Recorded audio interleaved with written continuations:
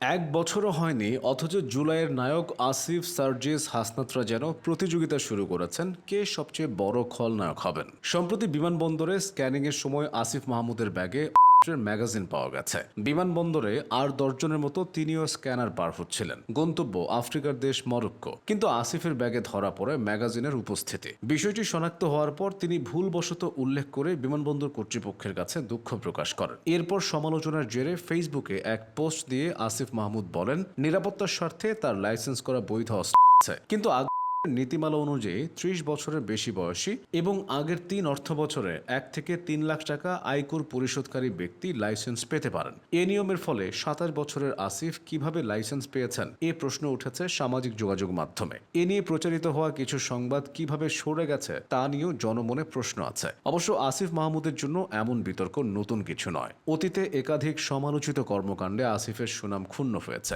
APS এর দুর্নীতি কাণ্ডে তো এক প্রকার তার নাক কাটা গেছে। উপদেষ্টা হিসেবে দায়িত্ব নেওয়ার পর বন্ধু মোয়াজ্জেম হোসেনকে বিশ্বস্ত হিসেবে সহকারী একান্ত সচিব তথা এপিএস পদে নিয়োগ দিয়েছিলেন আসিফ মাহমুদ। অথচ সেই মোয়াজ্জেম হোসেন প্রভাব খাটিয়ে তদবির ও টেন্ডার সংক্রান্ত নানা অনিয়মের মাধ্যমে বিপুল পরিমাণ অর্থ সম্পদ গড়ে তোলেন, যার পরিমাণ 100 কোটি টাকারও বেশি। বিষয়টি জানাজানির পর তড়িঘড়ি করে তাকে অব্যাহতি দেওয়া হয়, কিন্তু ততক্ষণে আসিফ মাহমুদের ইমেজের 12টা বেজে গেছে। শুধু আসিফ মাহমুদ নন, জুলাই আন্দোলনের সমন্বয়কদের প্রায় সবাই কোনো না কোনোভাবে বিতর্ক ও সমালোচনার জন্ম দিয়েছেন। আরেক উপদেষ্টা মাহফুজ আলমের ক্ষেত্রেও তাই হয়েছে। 2024 সালের 16 ডিসেম্বর বিজয় দিবসের শুভেচ্ছা জানিয়ে মাহফুজ আলম তার ভেরিফাইড ফেসবুক পেজে একটি দীর্ঘ পোস্ট দেন, যাতে তিনি বৃহৎ বাংলার একটি ম্যাপও যুক্ত করেন। পোস্টে তিনি নতুন ভূগোল ও বন্দোবস্তের কথা বলেন, যা নিয়ে তীব্র প্রতিক্রিয়া শুরু হয়। সমালোচনার মুখে পড়ে মাহফুজ সেই পোস্টটি সরিয়ে নেন। উপদেষ্টা থেকে সাধারণ সমন্বয়কদের প্রসঙ্গে আসা যাক। ঘটনা ভালো হোক বা মন্দ, এনসিপির জ্যেষ্ঠ মুখ্য সমন্বয়ক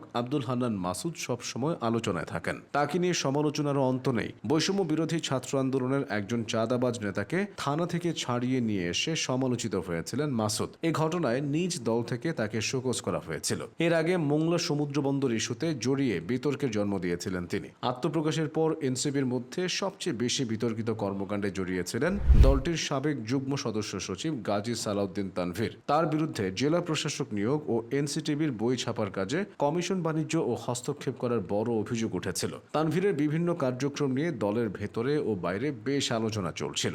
এসব অভিযোগের পরিপ্রেক্ষিতে তাকে পদ থেকে সাময়িক অব্যাহতি দেওয়া হয় এবং শেষমেশ বহিষ্কার করা হয়। এদিকে নিজ দলের মধ্যেই সমালোচনার মুখে পড়েছিলেন ছাত্রলীগ ছেড়ে শেখ হাসিনার পতন ঘটানো ছাত্র জনতার অভ্যুত্থানে যোগ দিয়ে আলোচিত হওয়া সার্জিস আলম। এনসিপির এ মুখ্য সংগঠক 2025 সালের রোজার ঈদের আগে নিজ এলাকা পঞ্চগড়ে 400 গাড়ির বহর নিয়ে শোডাউন করে সমালোচিত হন। এমন কর্মকাণ্ডে নিজের পক্ষে সাফাই গিয়ে আমার দাদা যে সম্পদ রেখে গেছেন তা দিয়ে নির্বাচনটাও করে ফেলা যায় মন্তব্য করে সামাজিক যোগাযোগ মাধ্যমে হাসির পাত্র হন তিনি। আরেক মুখ্য সংগঠক হাসনাত আব্দুল্লাহ দলীয় সিদ্ধান্ত ছাড়া গুরুত্বপূর্ণ সভায় অংশগ্রহণ এবং সামাজিক যোগাযোগ মাধ্যম ফেসবুকে সেনা প্রধান সহ স্পর্শকাতর কিছু বিষয় নিয়ে মন্তব্য করে সমালোচিত হন। এছাড়া হাসনাত ও সার্জিস দুদক কার্যালয়ে গিয়ে দল এবং দলের বাইরে সমালোচিত হলেও কেন তারা দুদকে গিয়েছিলেন সে বিষয়ে আজও মুখ খোলেননি। এই নেতাদের বিতর্কিত ঘটনাগুলো তরুণ নেতৃত্বের উপর মানুষের আস্থার সংকট তৈরি করেছে। নায়ক থেকে তারা খলনায়ক হচ্ছেন।